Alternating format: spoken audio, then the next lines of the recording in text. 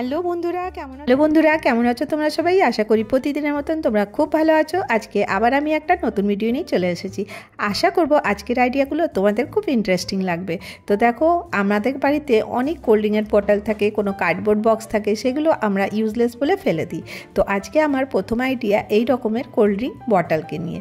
তো দেখো, এই রকমের কোল্ড ড্রিঙ্ক বটল এই গরমকালে প্রত্যেকের বাড়িতেই আসে। সেই কোল্ড ড্রিঙ্কের বটল দিয়ে আজকে আমি তোমাদেরকে এই ডিআইওয়াইটা করে দেখাচ্ছি। তো দেখো, এখানে কিছু কালারফুল আইসক্রিম স্টিক নিয়ে নিয়েছি। তো তোমরা কিন্তু চাইলে এমনি নর্মাল আইসক্রিম স্টিকও কিন্তু নিতে পারো।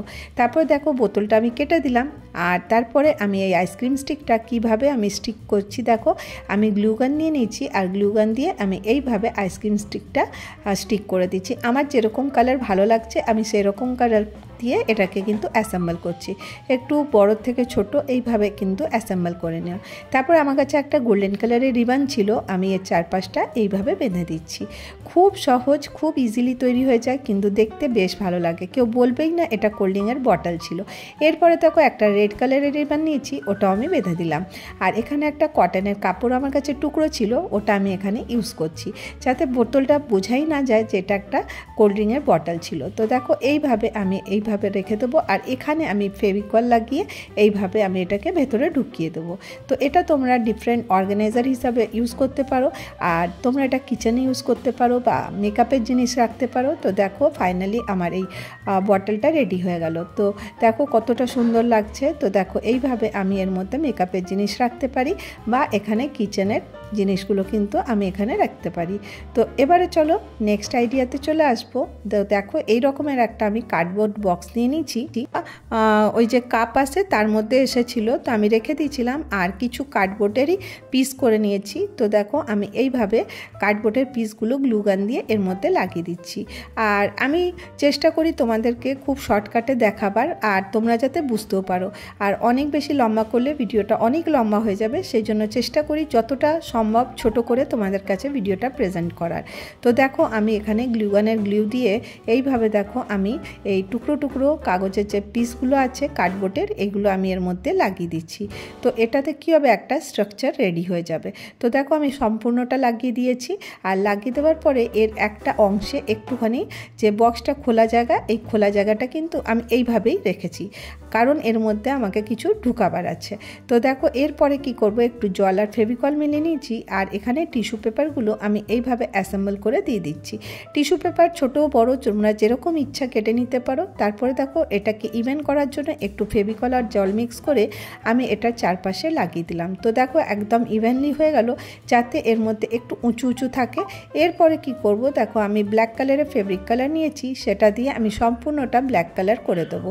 আর দেখো, ফেব্রিক কালার দিয়ে কালার করলে কিন্তু খুব তাড়াতাড়ি কালারটা শুকিয়ে যায়। তো দেখো, এইভাবে আমি সম্পূর্ণ যে বক্সটা আছে এটা আমি কালার করে দিচ্ছি। আর এই যে হার্ট শেপের যে কাটা অংশটা দেখছো, এই যখন মানে ডাব্বাটা ছিল তখন থেকেই কিন্তু এরকম ছিল। তোমাদের কাছে যদি এমনি নর্মাল থাকে তোমরা একটা কাট করে দেবে। তো তোমরা হার্ট শেপের করতে পারো বা সার্কেল শেপের করতে পারো, করে দেবে। আর এরপর দেখো, আমি এটা শুকিয়ে যাওয়ার পরে এটার উডেন ফিনিশ দেওয়ার জন্য একটুখানি আমি রেড কালার দিলাম। আর এখানে আমি নিয়ে নিয়েছি মডুলেট ক্লে, আর ওই ক্লেটা দিয়ে আমি এইভাবে এখানে একটু ডিজাইন করে দিচ্ছি। এটা এই জন্য করছি যাতে কিনা একটু অ্যান্টিক লুক আসবে।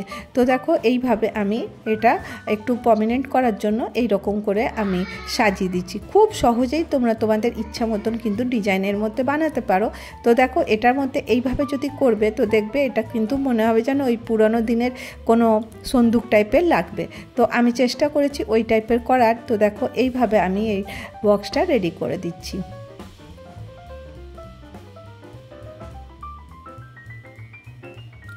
আর এইগুলোকে ফেভিকল দিয়ে লাগিয়ে দিতে হবে। আর এটা যখন শুকিয়ে যাবে তখন আর কিন্তু এগুলো আর ভেঙে পড়বে না বা খুলে পড়বে না। তো দেখো, আমি এইভাবে একটু একটু করে এর মধ্যে ডিজাইন করে দিলাম।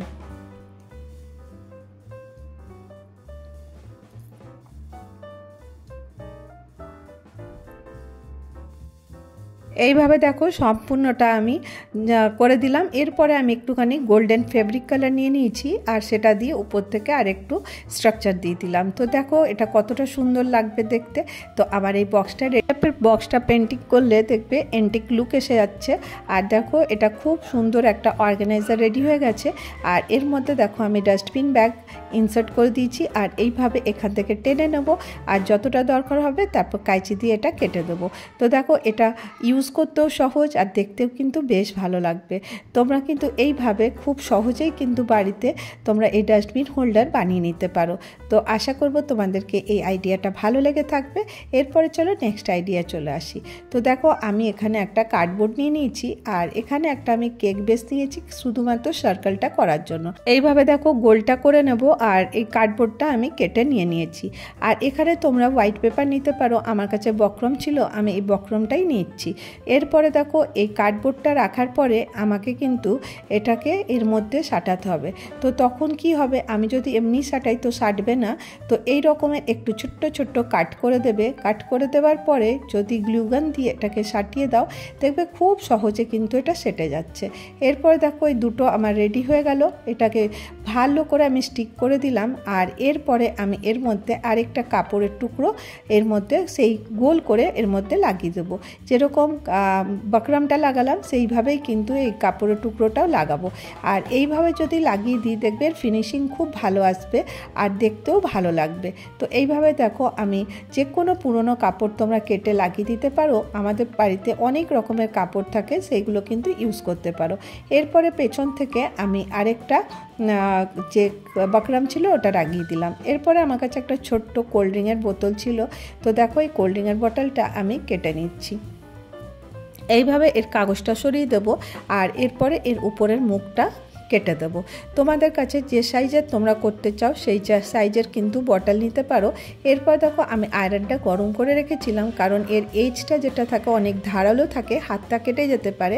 আর এইভাবে যদি ঘুরিয়ে নেবে আয়রনের মধ্যে তো দেখবে একদম এটা গোল হয়ে গেছে, এর মধ্যে একটা আলাদা সুন্দর ফিনিশিং চলে আসবে। এরপরে আমি এই বোতলটাকে ডেকোরেট করার জন্য একটা ছোট্ট কাপড় এর মধ্যে জড়িয়ে দিচ্ছি। আর আমি এখানে ফেব্রিক গ্লু ইউজ করেছি, তোমরা চাইলে কিন্তু ফেভিকলও ইউজ করতে পারো। তো বোতলটা যখন এমনি ঢেকে দেবো তাহলে কিন্তু এটার লুক কিন্তু অনেকটা ভালো হয়ে যাবে। দেখো এরকমের কোল্ড ড্রিঙ্কের বোতল এখন অনেক আছে আমাদের বাড়িতে, এগুলোকে আমরা ইউজলেস বলে আমরা ফেলে দিই, এনভায়রনমেন্টও খারাপ হয় এই প্লাস্টিকের জন্য। এটা যদি রিউজ করা যায় তাহলে কিন্তু অনেক ভালো হয়। তো দেখো এইভাবে আমি এই যে বটলটা আছে এটা কাজে লাগাচ্ছি আর এরপরে এর উপরে আমি সুন্দর করে একটা লেস লাগিয়ে দেবো যাতে এটা দেখতে ভালো লাগে।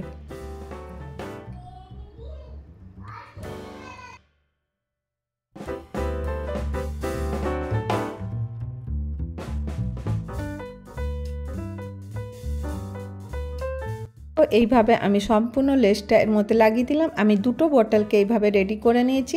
এরপর গ্লুগান দিয়ে আমি এখানে এই দুটো বোতলকে স্টিক করে দেবো। খুব সহজেই হয়ে যাবে, দেখবে এগুলো কিন্তু খুব তাড়াতাড়ি খারাপ হয় না। আর এটা আমরা মাল্টিপারপাস ইউজ করতে পারি। আর এটাকে আরেকটু সুন্দর ডেকোরেট করার জন্য তোমরা এখানে কোনো রোজ বা অন্য কোনো জিনিস দিয়ে তোমরা কিন্তু এটাকে ডেকোরেট করতে পারো। তো দেখো কতটা সুন্দর লাগছে। আর এরপরে দেখো আমরা এর মধ্যে এখানে আমি আমার ড্রয়িংয়ের যে কালারফুল পেনগুলো আছে মান্ডালা আর্টের ওইগুলো রাখছি। তোমরা তোমাদের হিসাবে জিনিসপত্র কিন্তু রাখতে পারো। তো আজকের ভিডিও আমি এখানেই শেষ করব। যদি তোমাদের ভিডিওটা ভালো লাগে একটা করে লাইক করে দাও আর ভালো লাগলে চ্যানেলটা সাবস্ক্রাইব করে নিও।